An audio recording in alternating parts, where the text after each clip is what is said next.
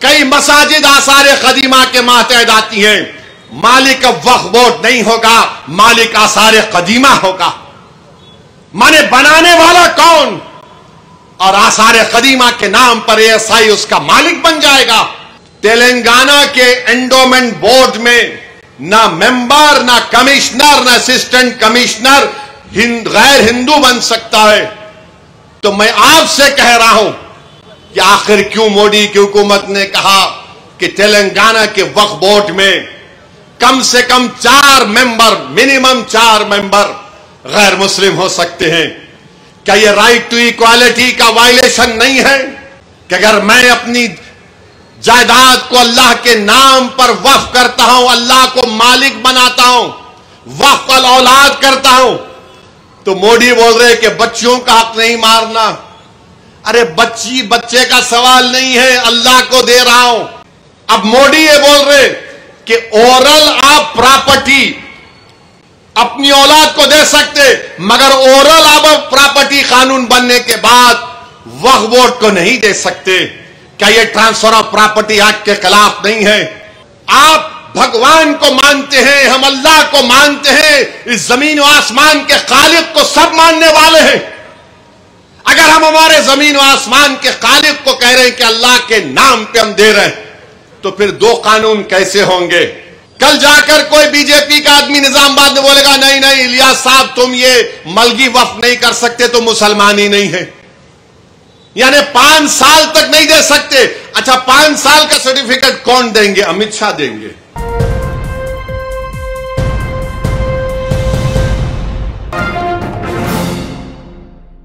अब आ जाइए वक्फ के कानून पर। हमारे हिंदू भाइयों से हम कहना चाह रहे हैं, क्या तेलंगाना के एंडोमेंट बोर्ड में कोई गैर हिंदू मेंबर बन सकता? नहीं बन सकता। क्या तेलंगाना के हिंदू एंडोमेंट बोर्ड में कोई कमिश्नर गैर हिंदू हो सकता? नहीं हो सकता। जब तेलंगाना के एंडोमेंट बोर्ड में ना मेंबर, ना कमिश्नर, ना असिस्टेंट कमिश्नर गैर हिंदू बन सकता है, तो मैं आपसे कह रहा हूं कि आखिर क्यों मोदी की हुकूमत ने कहा कि तेलंगाना के वक्फ बोर्ड में कम से कम 4 मेंबर, मिनिमम 4 मेंबर गैर मुस्लिम हो सकते हैं? क्या यह राइट टू इक्वालिटी का वायलेशन नहीं है? अगर यह बात है तो फिर हर जगह क्यों नहीं बनाती आप?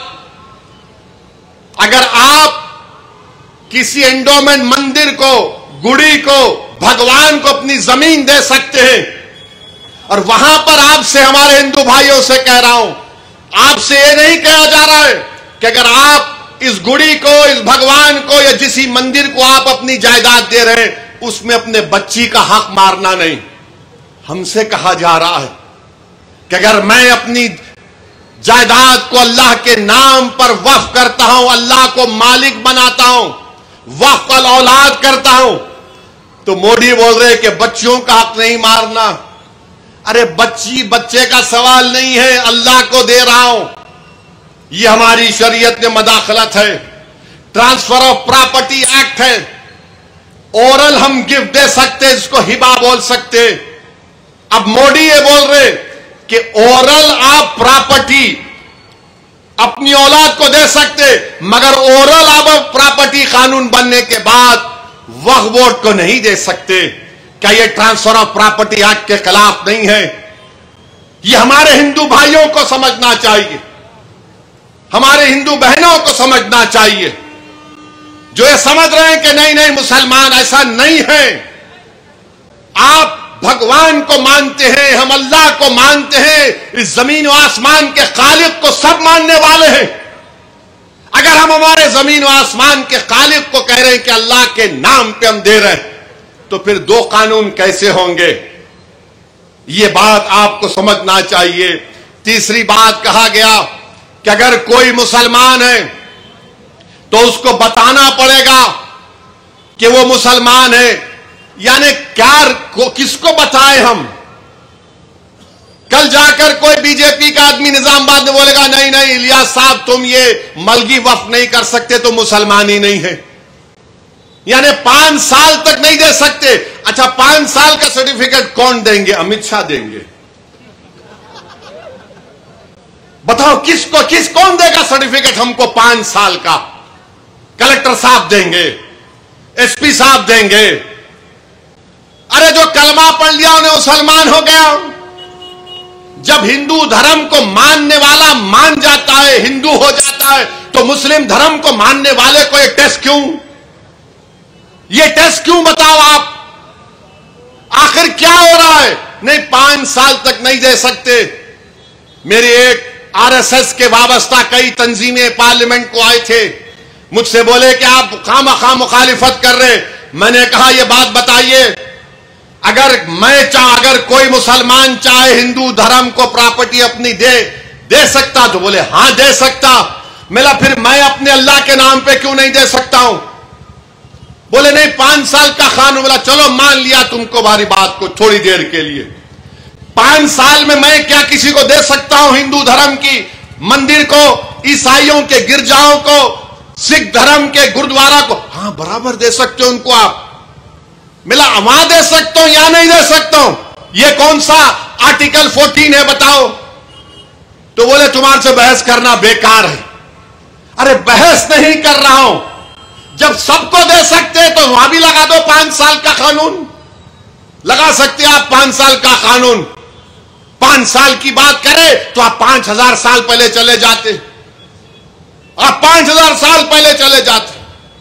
तो मेरे अजीज दोस्तों और बुजुर्गों, ये कानून में ये तमाम नुक्स हैं।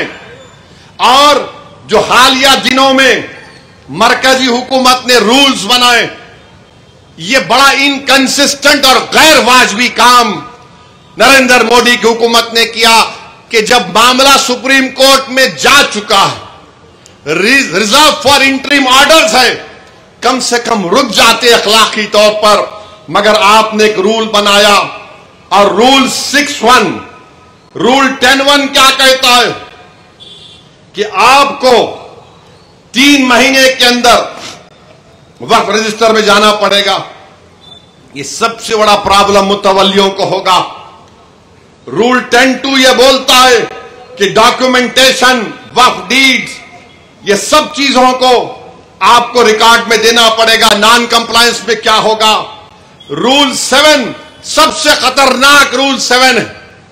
3C एक सेक्शन है इस कानून में जो कहता है कि अगर गवर्नमेंट में वक्फ बोर्ड में कब्जा होगा तो गवर्नमेंट एक सीनियर ऑफिसर को यह बोलेगी कि आप तय करो ये जायदाद वक्फ की है या गवर्नमेंट की है। अब आप बताइए, महल्ले में अगर कोई लड़ लेते, आप मौलाना के पास चले गए, मौलाना बोलते ठीक है मैं तुम दोनों के दरमियान में फैसला करूंगा, यानी और लोग बैठ जाएंगे, मगर वो मौलाना का ताल्लुक या उस बड़े का ताल्लुक उस दोनों लड़ने वालों से नहीं होता, ना उनके दोस्त होते ना रिश्तेदार होते, क्योंकि उनको आजादाना तौर पर अपना फैसला करना पड़ेगा। कानून में उसको प्रिंसिपल्स ऑफ नेचुरल जस्टिस बोलते। हुकूमत बोल रही कि झगड़ा हमारा तुम्हारा होगा, हमारा ऑफिसर होगा। अरे कहे क्या होगा? बाप बेटी के हक में, बेटे के हक में फैसला नहीं करेगा तो इंसाफ कहां होगा बताओ आप? तो इन्होंने क्या बोल रहे रूल 7 में कि 1 साल के अंदर उस डेजिग्नेटेड अफसर को चला गया, मगर ओनर कौन होगा? वक्फ बोर्ड होगा या गवर्नमेंट होगी, उसका किसी को नहीं मालूम। रूल 10(2) देख लो आप, रूल 10(C) देख लो आप। ये ऐसे रूल्स बनाए गए जिससे वक्फ को नुकसान होगा। Rule 10(2)O, 11(2)P। अब इस कानून में कह दिया गया कि अगर कोई कबायली है, आदिवासी है, तो वक्फ नहीं कर सकता। कैसे नहीं कर सकते भाई? भारत के संविधान में कोई भी आदिवासी मुसलमान हो सकता है। लक्षद्वीप का MP मुसलमान है, हमदुल्ला सईद आदिवासी है। क्या लक्षद्वीप का मुसलमान अल्लाह के नाम पे जायदाद नहीं कर सकता? तो आपने रूल बना दिया कि रूल 10(2)O, रूल 11(2)P जो 5th और 6th शेड्यूल में आता है। बताइए आप क्या है ये?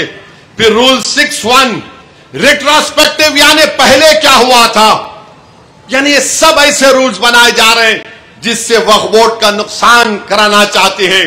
इसीलिए हमको अपने एहतजाज को कामयाब करना है।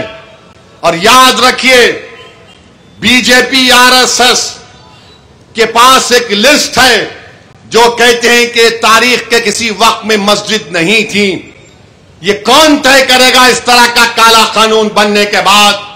कलेक्टर को, डेजिग्नेटेड ऑफिसर को इतने पावर्स दे दिए गए रूल 3C में, और फिर हमसे कहा जा रहा है कि आपको डॉक्यूमेंट लाना पड़ेगा। अरे अगर 500 साल 600 साल पुरानी मस्जिद होगी, कहां से डॉक्यूमेंट मिलेगा बताओ? बल्कि मस्जिद हो, मंदिर हो, कहां से डॉक्यूमेंट आएगा? 600 साल पुराना कहां से आएगा डॉक्यूमेंट? मगर मोदी बोल रहे नहीं, डॉक्यूमेंट दिखाना पड़ेगा। अरे वक्फ यूजर को तुमने निकाल दिया।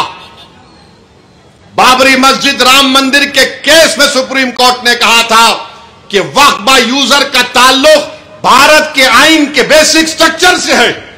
मेरे अजीज दोस्तों और बुजुर्गों, यह काला कानून है जो मुसलमानों से उनकी मस्जिदों को, दरगाहों को, खानखाहों को, कब्रस्तानों को, ईदगाहों को छीनना चाहती है। यह कानून इसलिए लाया गया ताकि मुस्तकबिल में कोई भी वक्फ ना कर सके। यह कानून इसलिए लाया गया ताकि मुसलमानों को उनकी इबादतगाहों से दूर कर दिया जाए। इसमें किसी भी तरीके से वक्फ को बचाने का कोई कानून नहीं है। क्यों 3C लाए? आसारे कदीमा है, कई मसाजिद आसारे कदीमा के मातहत आती हैं। मालिक वक्फ बोर्ड नहीं होगा, मालिक आसारे कदीमा होगा। माने बनाने वाला कौन? और आसारे कदीमा के नाम पर ASI उसका मालिक बन जाएगा। तो मेरे अजीज दोस्तों और बुजुर्गों, ये बीजेपी की पॉलिसी है।